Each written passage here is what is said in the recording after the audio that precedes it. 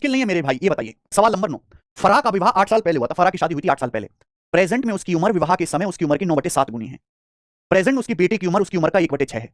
3 साल पहले बेटी की उम्र कितनी थी? ये सवाल वेरी वेरी इंपॉर्टेंट है, वेरी वेरी इंपॉर्टेंट। क्योंकि जब मैं सवाल छांट रहा था किताब से तो इस लैंग्वेज के मुझे 8-10 सवाल दिखाई दिए मेरे भाई, ठीक है ना, और भी प्रीवियस ईयर के पेपर्स की पीडीएफ में। लेकिन मेरे दोस्तों ये एक क्वेश्चन मैं करा रहा हूं, लेकिन ये आया 10 बार है पेपर में, ये मान के आपको करना है। फराह की शादी हुई थी 8 साल पहले।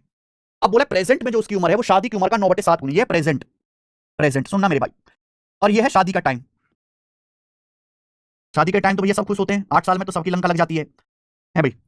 फराह की शादी 8 साल पहले हुई थी, तो प्रेजेंट में जो फराह की एज है उस समय शादी के समय जो उसकी उम्र थी उसका 9/7 गुनी है, यानी कि नीचे होता है बेस वैल्यू। अगर शादी के समय फराह 7 यूनिट थी एज, अब उसकी एज होगी 9 यूनिट। फराह के बारे में बात कर रहे हैं।